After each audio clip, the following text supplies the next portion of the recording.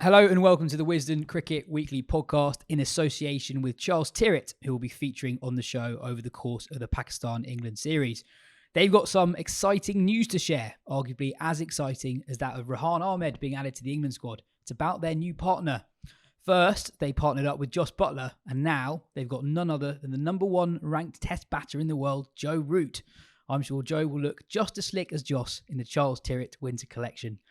Speaking of looking slick, as those watching on YouTube will see, Phil and I are wearing Charles Tyrwhitt today, with me in particular looking quite a bit smarter than I normally do. Ben's in one. And Ben's in one as well. Ben's got the garms. But listeners, if you're listening to the audio-only version, you'll just have to take our word for it. Charles Tyrwhitt, the menswear retailer, are offering Wisden listeners a special 20% off using the promo code Wisden22. That's Wisden followed by the number 22. From shirts, polos, chinos to knitwear. It's a one-stop shop to refresh your whole wardrobe. Anyway, bit of a mouthful, that bit, isn't it? We are a couple of days away from the start of England's first test in Pakistan since 2005. England went full Bazball in their warm-up game, scoring more than 500 runs in a day, as well as sensationally adding 18-year-old leg-spinning all-rounder Rehan Ahmed to the squad. We'll be previewing the Pakistan series. We'll talk about the prospect of private money in the 100, Australia, West Indies, some 2023 World Cup news, a new England squad, more list day records broken in India, the WWL final, and more. I'm Yas Rana, and to get through all of that with me today is Mark Butcher, Phil Walker, and Ben Gardner. Let's start with Rehan Ahmed. If he plays in Pakistan, he will become the youngest ever England's men's test cricketer. He only turned 18 in August. He's only played 3 first-class games. Butch, why do you think he's been picked? I would imagine it's fairly self-evident why he's been picked. He's a real talent. He's come through. He's been on the radar for a while, I suppose, as an England under-19. And England are trying their very best, not necessarily to bypass county cricket. That's not quite what it means, but to try and identify the type of player that they need for whatever conditions they might be encountering, particularly on the road, and trying to fast track those players that fit that sort of bill into being around the environment with the main squad. With the main, I suppose, the main aim of the more they're around the very best players that there are, the faster they learn, the quicker they assimilate, and the more chance you have of throwing them into the fray without them having to go through the sort of like the same apprenticeship, I suppose, as was deemed necessary for county players in the past. So, he's a talented boy, that is for sure. And one thing that England are not afraid of is taking a big punt on talent. I guess that's something that England have been doing since before Ben Stokes and Brendan McCullum came in. I was just looking at up to date. In the last 7 years, England have basically been picking someone who's 22 or younger every year, and it's sometimes worked and sometimes it's not. So that list of players is Sam Curran, Ollie Pope, Crawley, Hamid, Don Best, Ben Duckett, Tom Curran, Mason Crane have all played Test cricket age 22 or under in the last 6 or 7 years. That's, in some cases that has worked, some cases it hasn't. I remember when there was an Arsenal player who played this season who was only 15, and there's a big discussion about, was it responsible to put him in that situation? You don't know how he's going to take the extra scrutiny, etc. Obviously, Rehan's 3 years older than that, but he's played so little professional cricket. Phil, do you reckon there's a possibility that a call up that early is actively detrimental? No, I wouldn't see it like that. I think it's a slightly symbolic move, I think, at the moment. I can't imagine that he's going to play that first test match. I'd be surprised if he plays any of the 3. But it's another sign, isn't it, from Stokes and McCullum that if you have something to offer them that is slightly outside the norm, then there are no barriers to you being brought into the fold. He's obviously, as Mark says, an interesting cricketer, almost unique, really, in that he bats. I think he smashed 28 in about 10 balls, right, in that game that you just mentioned, and is considered to be just as much of a batter as he is a really immensely talented young leggy who approaches the crease hard. There's a Yasir Shah element to the way he goes about his work. He's not quite as kind of considered, if you like, as say a Parkinson, who has had a degree of criticism because of the pace that he bowls. He's a bit quicker through the air, and he's got maybe a bit more energy in his action than other leggies. But he's still he's still trying to do the most near impossible job out there to become a red ball leg spinner, and he's a kid. So it's my eyebrows were raised just like everyone else's was, but I don't think it really amounts to anything of any great significance just yet. The one caveat I would say is that all the norms, all the customs, all the accepted wisdom that we've been building up over the many years has been sort of routinely chucked out the window by the two bosses of English Test cricket. So you never know. You do never know. And if you've piled your squad with part-time spinners, all-rounders, basically, then perhaps he does get a gig in the third Test match alongside Leach in the slipstream of Leach. We'll probably come to what kind of conditions you're going to expect Pakistan in a minute, but I think it's stirring from a symbolic perspective. But I'd be very surprised if he gets a cap this winter. I think for me, there's a lot to unpick from it. I think the first thing, as Phil says, that the pace at which he bowls would have been quite attractive to England. He's almost the first English sort of modern leg spinner that you see in quite a lot of white ball cricket around the world who bowls faster and is trying to outfox batters that way rather than with putting absolutely loads of, I mean, not to say he doesn't put revs on it, but to, throw it up there to get it sort of drifting and turning. That's not the modern way, especially in white ball cricket. And that's Rehan Ahmed is of that more almost Rashid Khan type. I don't know if he's quite as quick as him, but that's his mould rather than the classical leg spinner's way. I think there is the age thing is interesting because, I mean, Rob Key was saying when he was called up, he said it was quite an interesting and revealing things he was saying. First, he said that this was always the plan, and this was done to avoid scrutiny on Rehan Ahmed, which I don't think it has done. I think if he was in that squad originally, he is one of a number of interesting people in there, and you'd end up probably actually focusing more on, say, Liam Livingston's in there. You probably focusing more on Will Jacks because he seems more likely to play, and Rehan Ahmed might slip in there. Now he is this week's story. I mean, that top might of the show. Top of the show. Yeah, exactly. Story. That might be fine. That might not be. The other thing is that Rob Key says that he's not going to be the finished article for 4 or 5 years. I mean, he's a leg spinner and he's 18. He could easily not be the finished article for 10 years. And I think that'll be the important thing when looking at how he does develop from here on out. One of the things that Alistair Cook has said before is that before you get picked for England, you appear on that BBC sort of like ticker sidebar thing when you make a score. After you get picked for England, you appear there when you make a duck. And that is now that's what Rehan Ahmed is in when he plays that first, even if he doesn't play in Pakistan, when he plays that first county championship game next season. If he has a bad start, he throws a few half trackers down and he's, 0 for 70 or 30 novas in that first game, that will be focused on more than it would have been if he wasn't in that squad. Now, they will know him better than any of us do, and whether he can cope with that and that sort of thing. But that is the scrutiny that is now being invited upon him by the choice they've made. The other thing, though, is that I do think that there is a route to him playing because there is a role that he fulfills as a cricketer at the moment that actually he can probably do better than anyone else in English cricket, even though he's not the finished article.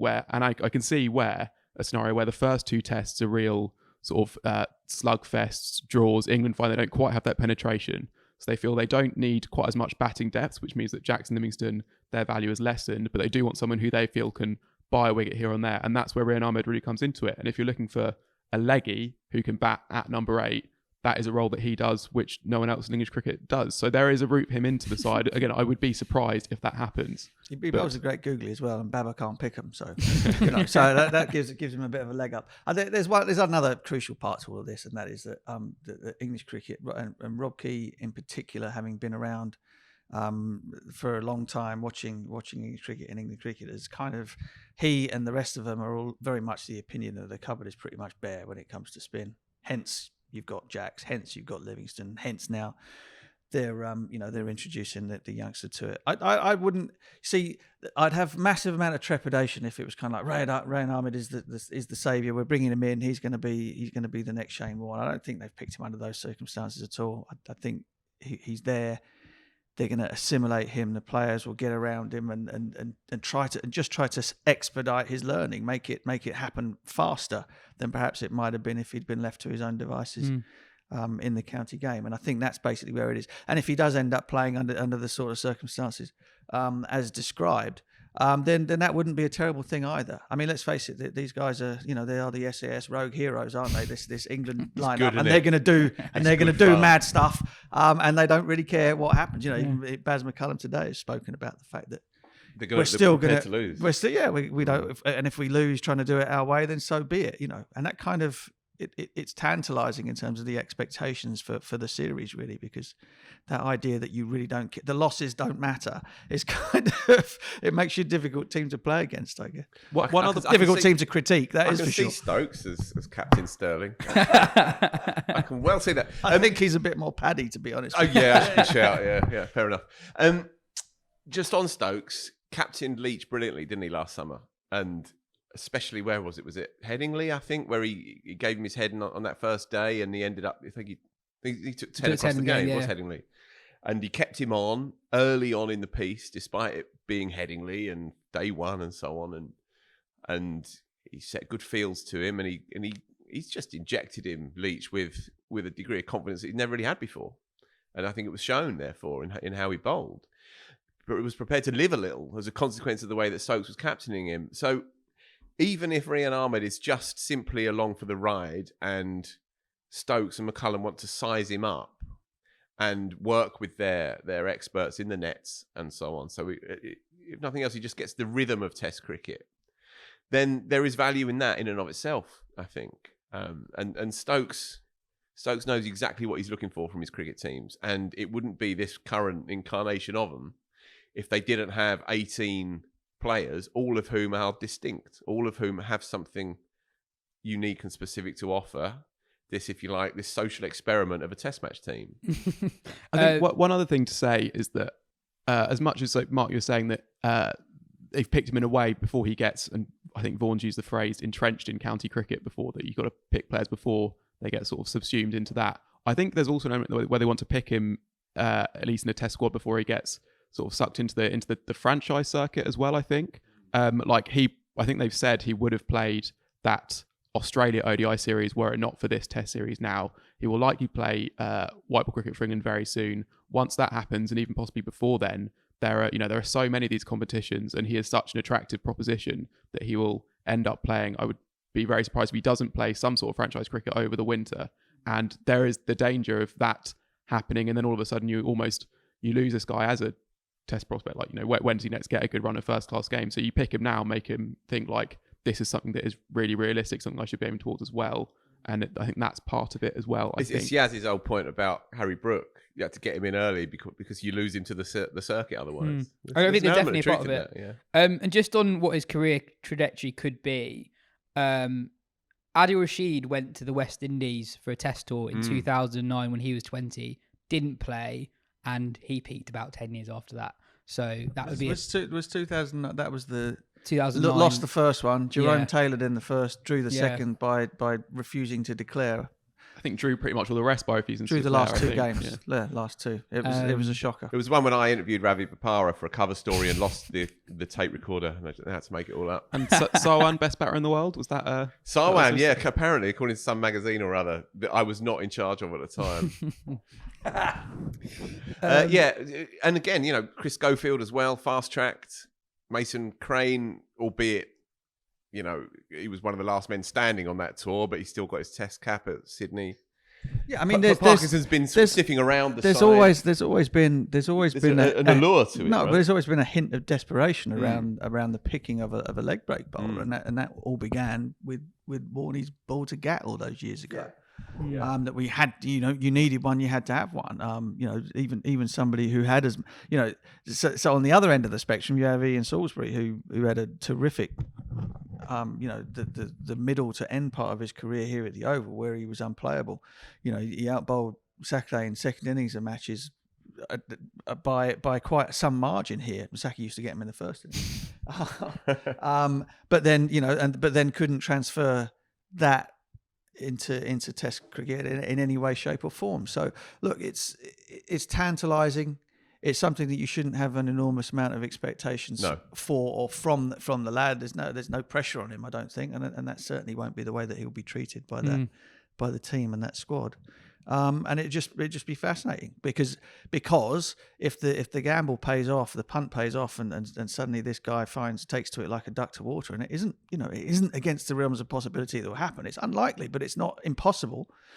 Then you've taken a great gamble and had an incredible return for it. On Warren, there was a video that resurfaced this week from I think the agency that's linked with Rehan, of Rehan when he was 13 bowling in a net session during the England West Indies Lord's Test in 2017, and Warren, who was on part of the Sky coverage team, was watching him bowl, and he did very complimentary, and went as far as saying, "I think you could be playing first class cricket by the age of 15." Right. In a very Warren-like delivery, and he wasn't far off. Yeah, all he's got against him is the overwhelming streak of history. I mean, no one's ever done it before.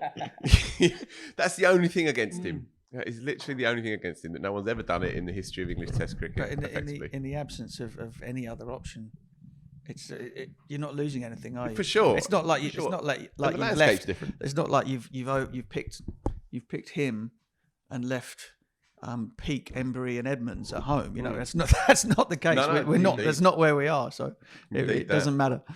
On that warm-up game, by the way, it was supposed to be a 3-dayer between England and England Lions, but on a very flat wicket with very short boundaries, they decided they'd be better off doing their own thing on the third day. It is just a brilliant scorecard, though. So England batted first on day one, scored at more than 6 runs and over. Crawley hit 96 off 89. He was run out by Jofra Archer with a direct hit, who also hit him on the head in the first over of the day. So good to see Jofra back. He was clocked at 90 mph as well. Ollie Pope, who was captaining that England side, hit 146 off 120.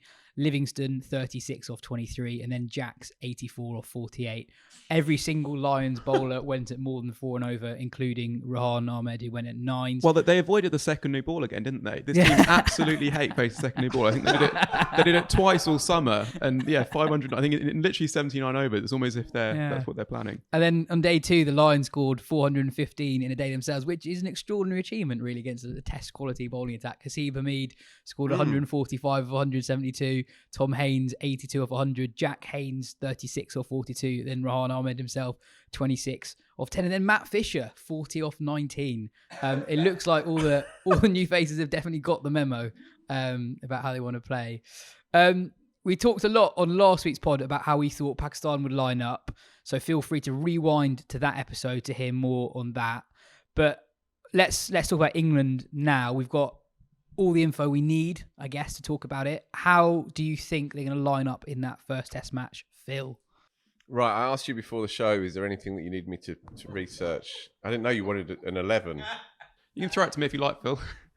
My instinct is that Will Jacks will play, and Leach, and 2 seamers and Stokes. That would be my guess. There you go. Yeah. And we know that Brooke is almost certainly going to play in the middle order in the Bairstow slot, and I think the rest has picked itself. Duckett opened for the proper team, if you like, the senior team in that silly little game the other day. I think he's in there by a nose. I think he suits the profile of what they're looking for a little bit more than Jennings. So that would be my team, I would guess. I guess the one thing is, obviously, looking at the squad quite far out, it seemed like that was going to be the makeup, because you could almost put the players into pairs. You had the 2 speedsters, you had the 2 English style seamers, you had the 2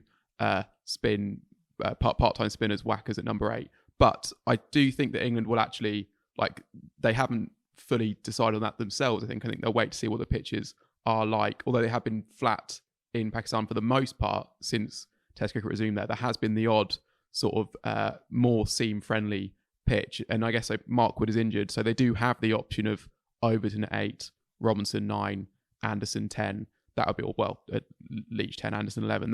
That's, and I don't think that's completely out of the question. No, it's not at all. It's not at all. It may well be that they think, Overton is a good workhorse. It can get through the overs and hopefully not flag too much and be round about the kind of mark that they need, and that he might be a little bit more effective in that possibly futile pursuit of 20 wickets on a flat one than Jacks, who is game and very talented multifunctional cricketer, but still averages the best part of 40 plus with the red ball, albeit that's in England. So there's every chance that they could go with that. I think Robinson and Anderson probably stick-ons. Mark, you would think, to take the new ball. Yeah, and because of that, I think they're going to need to play. I mean, we don't know what sort of state Ben Stokes is in, do we? No, in terms of his bowling, because if you're going with your second spin option is a part-time one that you're not expecting to get, you need people who are going to be able to bowl volumes of overs in Pakistan, because you have to imagine that you're going to spend upwards of a day and a half in the field every time you're in the field, unless you get to the back end of the game, right? And so to go in with two seamers of the type of Anderson and Robinson, have Stokes as your third, who you don't know how much work he's going to be able to get to, because you know what he's like. He'll give you a spell of 20, but then that might be it, right? He'll give you one spell and he'll just keep going until the leg goes. So they might find themselves in a situation where Folkes has to bat a 7 and they have to play Overton. And so they end up with four seamers and a spinner that they know is going to be able to bowl all day. I mean, he bowled 95 overs or whatever in the West Indies over the course of that riveting Test match in Barbados. And I think you bang on Leach. And as mentioned, he bowled for 2.5 days across that Headingley Test match. Stokes backs him, I think, to do that holding role. And if a team wants to think, all right, well, we can take him down and then expose the bowling attack by removing him, then I think Stokes probably backs him enough to come back and offer something else. Not everybody's Rishabh Pant, right? Yeah. So I think he has confidence in Leach to do that job.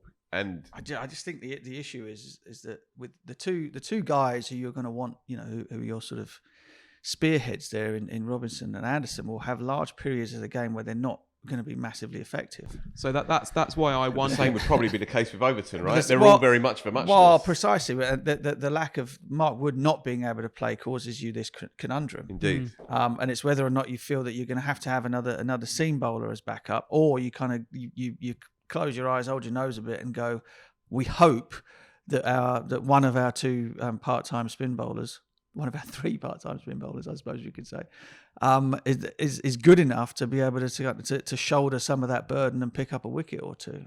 So I think what I thought when I saw the squad originally, and this is where Mark Wood's injury does complicate it, is I do think England were thinking they were going to go in with one hold up and end style seamer, one sort of guy who can break the game open. But the thing is that Robinson and Anderson are both just better bowlers than Overton. So actually, I would back them more to break a game open, even though Overton might be a couple of miles an hour quicker. And I guess what they have also done is just look back at that Australia series. And so this is the thing, I think they do probably back Jacks/Livingston to get through a lot of overs, because if the pitches are like those, how they feel the game will go is how it went then, which was you might take a couple with the new ball, then everything goes out of the game, and you just have to basically just get through it. You have to sit in and hold and just wait until it starts reversing. And then so you need spinners who can bowl lots of overs, but actually what they found in that series Australia is that it didn't really matter how good their spinners were. They weren't going to be particularly penetrative. So actually you can pick a guy for his other suit as long as you think he can just bowl them at an only serviceable level. I think one point that's worth making though is that if that is to be Will Jacks's role, it's kind of a bit of a hiding to nothing for him in terms of how people are going to end up viewing this in a few months' time. This is a guy who deserves to be considered one of the most exciting, most talented young batters in the country. Is like to be picked to sort of whack a few at number 8 on some very flat pitches, so maybe when England trying to set up a declaration, and then maybe bowl loads of overs without much hope of taking a wicket. He could easily come out of this series having kind of done his job with a really unflattering set of figures, and that just needs to be taken into account when we look at how Jacks is doing and think he could well end up averaging 50 with the ball and 20 with the bat and kind of having done his job in a weird way. Yeah. I mean, I suppose the thing, it wasn't so long ago that people thought that Joe Root could be your bona fide second spinner, and you're asking him to do the same thing. I mean, I wouldn't like that for the simple reason that might need him to bat for 2 days. You don't want him bowling 30 overs as well. I'll add, you will need him to bat for 2 days. Yeah, precisely. Precisely. It's a tricky one. It's a tricky one because if things are very, very flat, you're kind of thinking to yourself, I cannot see this team is all Sure. about we're going to do everything we possibly can to take 20 wickets. And I think if the pitches are really flat, I don't see them doing that. Yeah. Without having more resources, you know what I mean? In which case, and it might be that it's a moot point. Filling your team with bowlers doesn't always necessarily work. It doesn't give you necessarily that many more options. Because 3 ramrod straight medium pacers in Pakistan you might be able to have half a dozen, and you're still going to be struggling, right? However, if that is going to be their approach, and McCullum's already outlined it, not that he needed to, then is there possibly an argument that Brooke sits on the bench, Stokes bats 5, Folkes bats 6, and then they can play, for example, 2 of Jacks and Overton at 7 and 8. So you still got a pretty solid mid to lower order there. And Robinson can hold a bat number 9 as well. Leach 10, Anderson 11. So then you've got the cover for Stokes' knee. You've got the cover for it being 35 degrees and Anderson being older than you almost. And you do have a bit of variety in there. Now, ideally, of course, you want a bit more solidity in the middle order, because if you do get blown away 40 for 2 or 3 with the new ball, which is the only real threat out there, then you can be exposed, of course. There's different ways. But I can imagine that might be a conversation that they'll be having. No, definitely. The thing with Jamie Overton, I'm trying to think. I was actually quite surprised he got picked in the squad, because he makes his debut in the summer, scores 97 from the bat, didn't have a great time with the ball, and that was it. We didn't see him again. He's picked in this squad ahead of Matt Potts, for example, ahead of Sam Cook. So there must be something to do with the pace they think he can bowl And also, involved in that selection. But sorry, and then I'm trying to work out how can you have Overton in that team? I think his batting must be quite a big reason why they selected him. He had a really good summer with the bat as well as the ball. Right. So I can see he averaged 55 with the bat in red ball cricket. He also got wickets out there with the older ball, and obviously we work here at the Oval, right? So we watched a lot of it, and he did change games for Surrey, and there was a bit of juice out there. It wasn't a kind of traditional flat one, feather bed at the Oval by any means, but still with the old ball, when players were in, he came in second, third spell, and he did change the direction of the game. He didn't bowl that badly in that test either, I don't think. We got rid of, I think it was Conway, knocked his front pad off and did okay without being great by any means. But I can understand why they would want him in there as a slight point of difference. Go and explore the middle of the pitch when nothing's happening for 10 minutes, see what happens. He bounced people out last year. He bowled a couple of very quick spells. So I can get it. I can see it. I just think he's a bowler his pace is quite inconsistent. So his top speed is pretty sharp. It's just he doesn't tend to bowl those spells consistently through a game. So that's why I'm thinking that if he gets in the team, they might play him instead of Jacks at number 8. I mean, and also McCullum's been quite clear that they're not going to prejudge the pitches at all. England haven't played a test there for 17 years. So they're going to see what they've got in front of them before coming to any conclusions. Question from Billy. He asks, how excited are you for this series overall? I feel thrilled at the thought of Root and Stokes going nuts on a day 2 flat wicket, but I also worry that it'll be drab and boring overall. What's your alarm call, Mark, for Thursday morning? I think I'm probably going to be in the microphone. I reckon I'm going to be in the studio at probably about. Well, I think we go on air at 4:30, so 3:00. So I'll be up around about 2:30, I should think. You sound excited. It's been a little while since I've done it. I cut my teeth on overnights in the Sky Studios, all the way back as far as England playing against Pakistan back in 99, 2000. So that was. Blimey, you were in there for that. I was in there for that.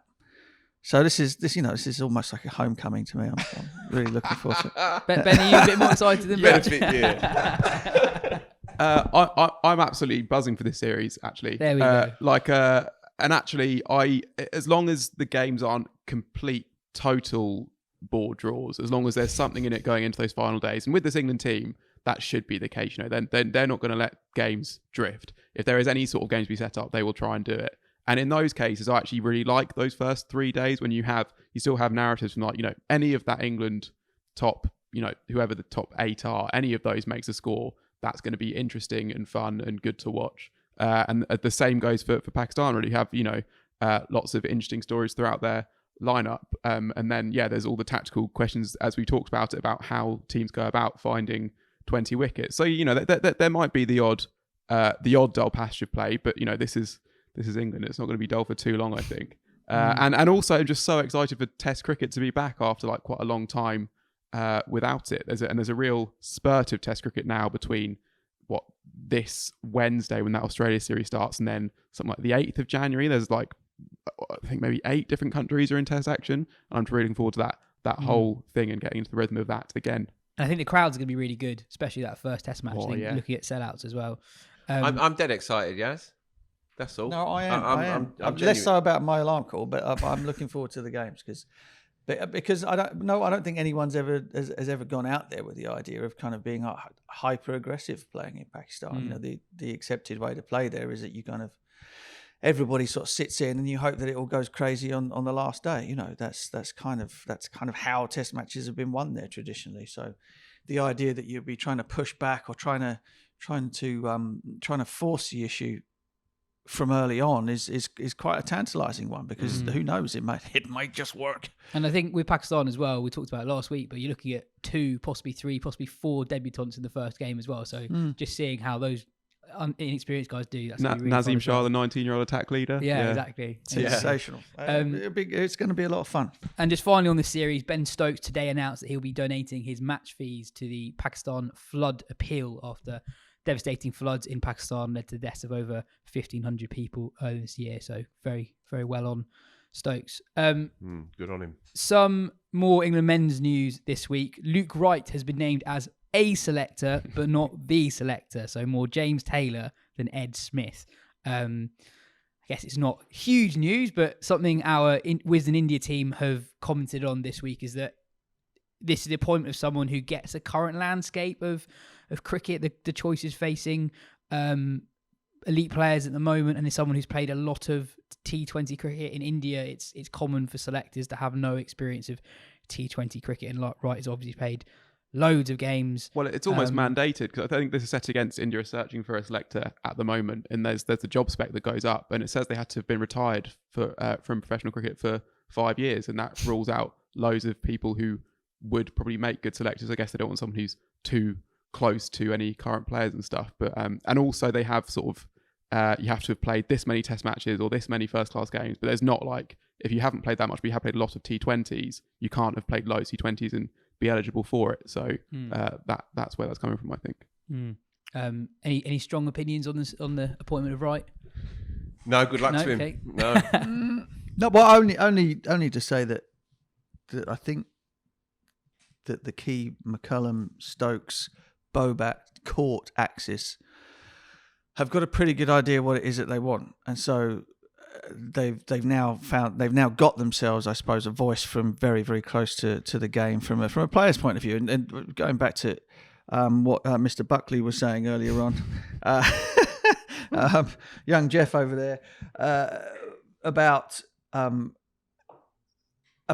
Rob Key sort of making the point about sort of the way that you have to sort of navigate your way through the idea that some players are going to be more attracted to white ball tournaments, all this type of thing, knowing where the opportunities are coming, knowing where the potential pitfalls might be, knowing perhaps to get in front of a player's career before they sort of had their head turned by all of those types of things is something that's useful to have on board. So I'm guessing that Luke Wright is going to sort of fulfill that type of role for them.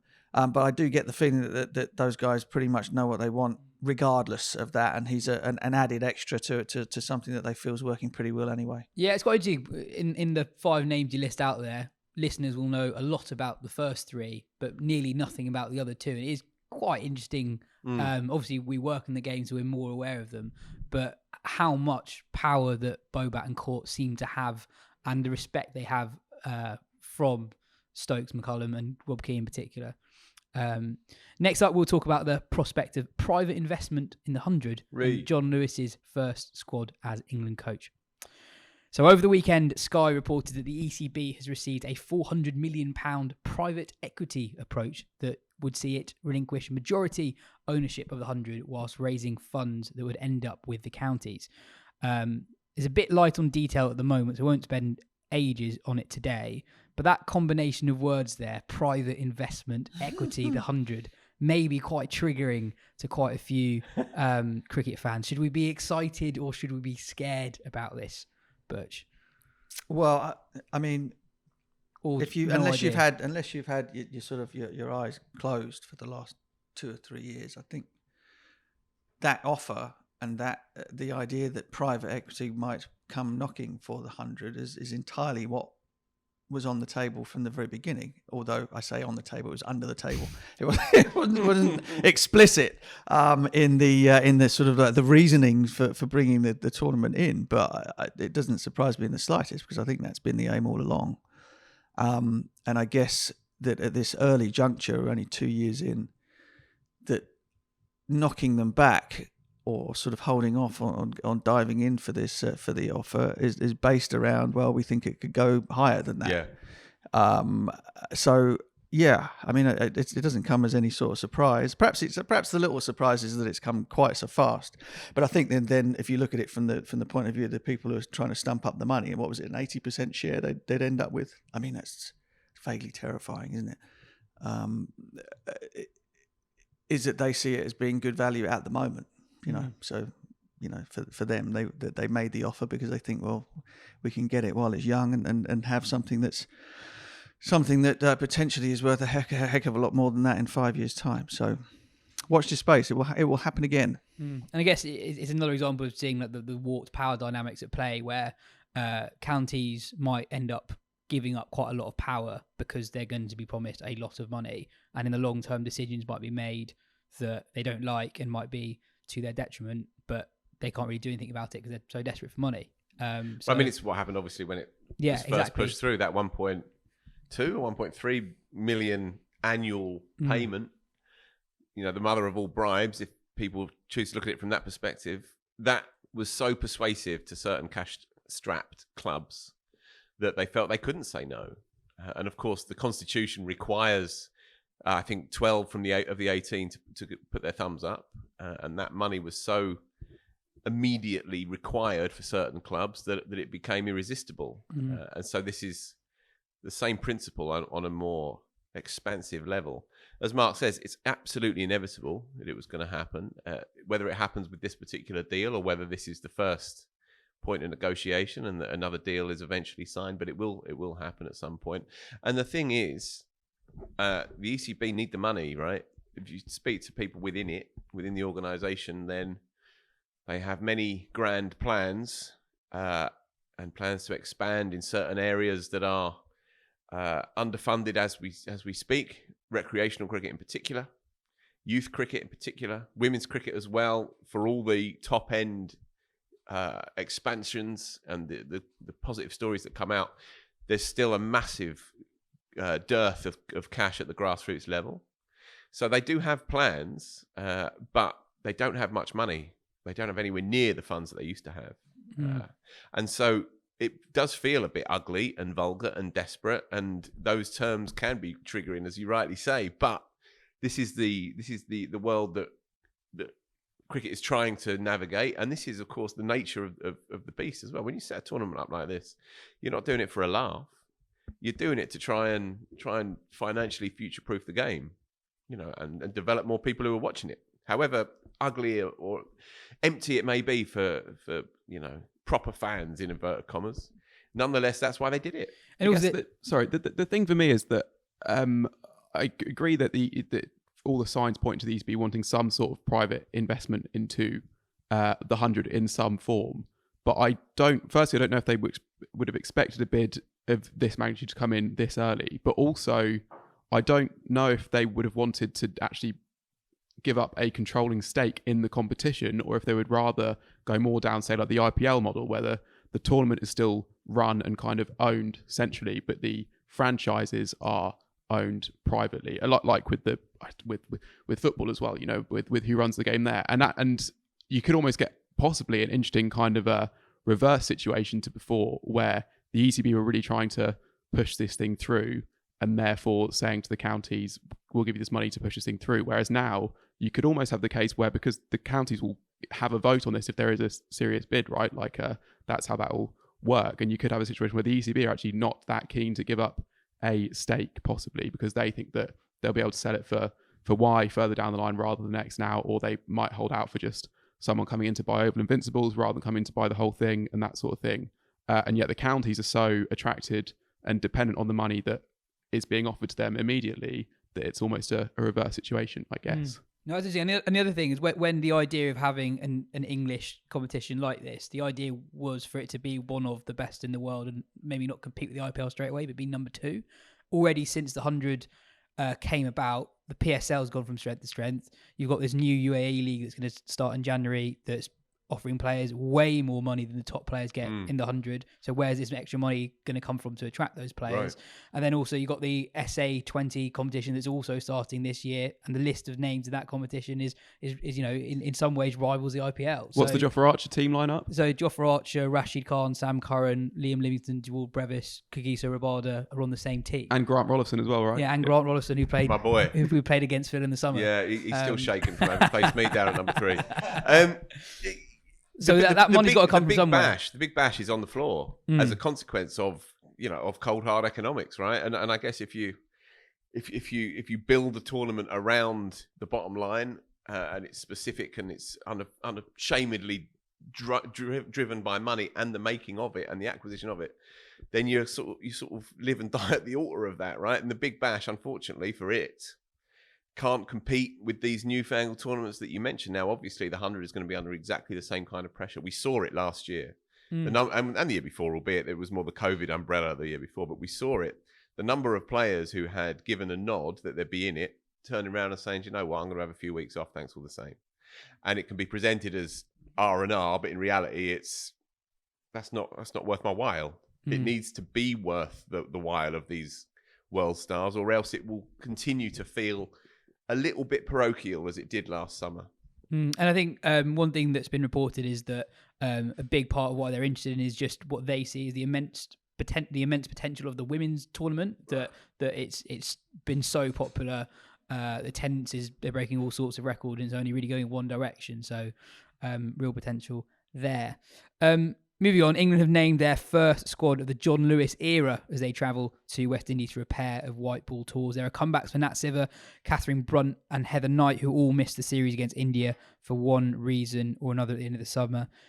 Nat Siver was taking a mental health break at the time. Brunt was rested and Knight was out injured. There is also a recall for Lauren Winfield Hill, who's had a really, really good year since losing her place in the England setup 12 or so months ago. Tammy Beaumont is in the ODI squad, as expected, but not the T20 group, which is a particularly important one to be announced at this point because the World Cup gets underway in February. Youngsters Freya Kemp, Alice Capsey, Izzy Wong and Lauren Bell are all there. That series kicks off in a week or so's time. In Australia, they, as I mentioned already in the show, Australia is set to play West Indies in a 2-test tour that starts this week. Tajinarayan Chandapal is a near certainty to debut for West Indies. He's the son of Shiv Narayan. He scored 100 in the warm-up game against a side that was effectively the Australia A team.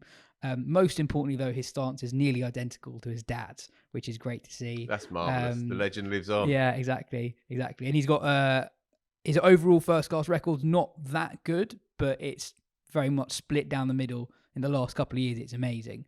So he's coming into his potential debut in really good form. His tempo is really similar to his dad as well. He's a real sort of a grind out opener. So it could be a real fun opening day with Craig Brathwaite and Chandapal. I don't think they'll be declaring before the second new ball. It's going to be fascinating to see him. You're right what you say about Chandapal, obviously. You know, he could bat for days and not do anything, but he also strummed a 69-ball 100, didn't he? Yeah. I also saw him to get an outrageous 100 live.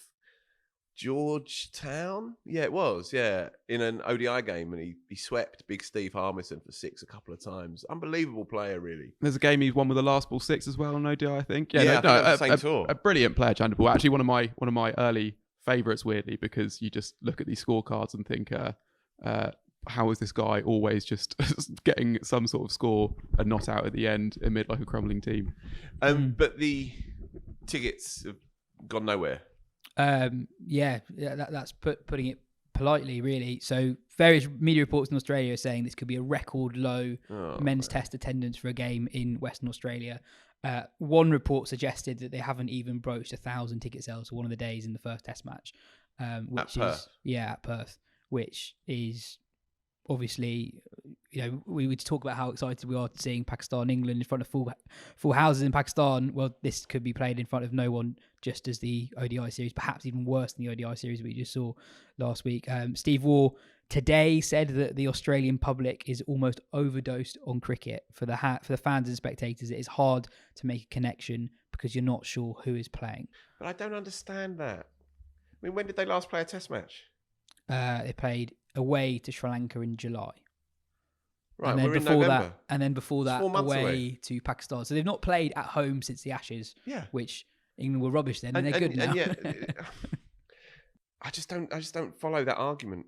I guess they've had a World Cup, two white ball series as well, and I guess one thing about Australia as well, it's different to England where you can spread the games around a bit more. If you have a more low key series, like when England play Ireland, they'll go and play at Bristol, and sometimes, we've criticised England women's games have been at smaller places, smaller grounds, but when the World Cup was here, it was off at Taunton and that sort of thing. In Australia, you do just have like several, or not very many population centres, so actually you'll have more international games per city per year, even if it's sort of the same amount as in England. So you have more choice. Like if you're someone and you've got X amount of money to spend on sports tickets, and you're looking, do I spend it on an England Australia ODI? I know no one went to that either, but or a West Indies Test match. You see what I mean? Like I do. I'm not saying that it's not profoundly concerning for the game, but I think that's a simplistic explanation for why. Yeah.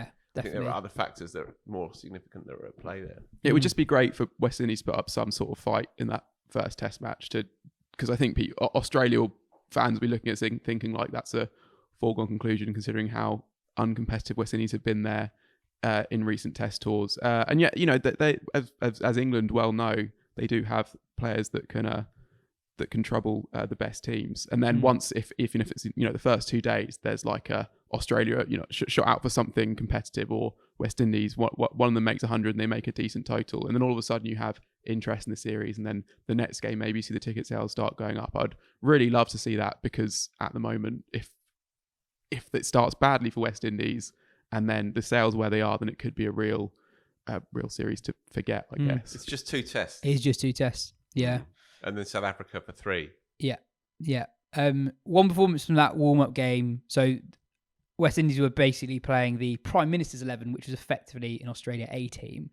There's a 22-year-old offie called Todd Murphy who caught the eye. He took 3 for 27 from 22 overs, and one wicket in particular where he beat Josh De Silva through the gate has done the rounds on social media, partly because of how similar the second half of his action is to Graham Swan. So Wisden did a tweet basically asking people, does his action remind you of anyone? And Swan replied himself. And it is, it's a pretty good chance. He's only played 5 or 6 first-class games, but there's a decent chance he gets picked for their tour of India in the new year. So Murphy was picked ahead of Mitchell Swepson, who played 4 test matches for Australia early this year.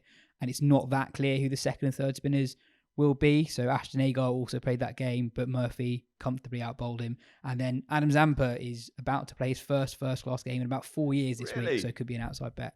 He's obviously had a really good couple of years in limited overs cricket for Australia. Next up, Afghanistan, Ben, have effectively qualified for the 2023 World Cup. Do you want to explain how they've done that and what this means for the rest? Yeah, well, they've done it by winning lots of games of ODI cricket, I suppose, and that's given them enough points in the World Cup Super League. The reason why I say effectively, so they now have 115 points, I think. None of the teams below them can reach that mark, but there is a chance that Afghanistan lose all their remaining games and get lots of bowling or over 8 penalty points, which would see them slip back down. But no, they are basically through. So that will mean that at least two of West Indies, Sri Lanka and South Africa go into the qualifier next year. And quite possibly all 3, because Ireland have 3 more games against Bangladesh. And if they win those, they'll be ahead of West Indies, and it will leave South Africa and Sri Lanka both with very little margin for error. And they've got some tough series coming up. So South Africa would need to beat England pretty much, I think.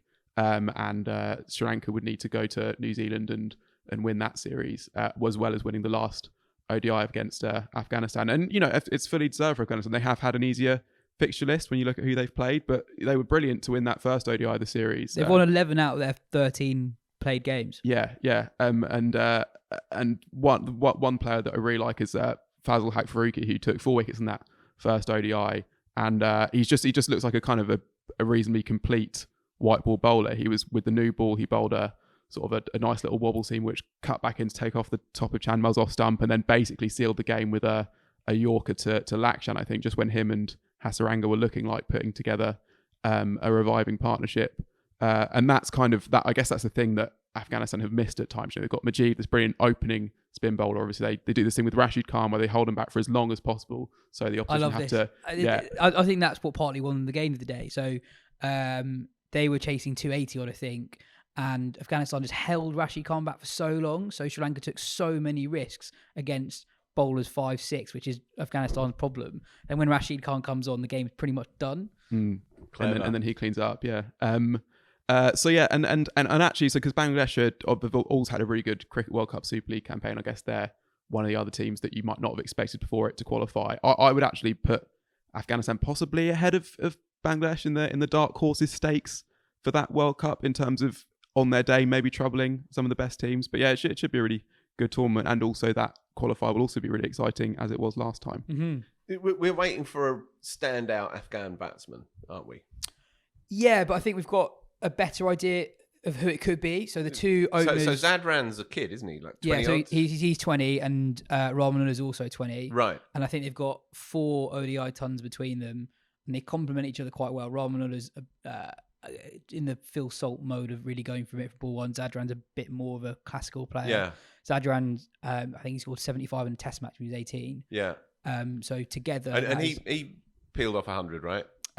Maybe not in this series. No, actually, no, he did actually. Yeah. I read that he did somewhere. I haven't seen too much of him, but we're just waiting for that because you can reel off half a dozen bowlers. Yeah. And obviously Mo Nabi as well did a bit of both, but an out-and-out batter. I know it's like, the openers Azai has made a career for himself in short-form cricket, but an all-round complete white ball cricketer, batter. It's only a matter of minutes. It may well be that it's one of those two. It may well be that it's both. But we're waiting for that moment, I think, for Afghanistan. Yeah, I honestly wouldn't be surprised. I mean, at 20, they both look really good. They look really, really good.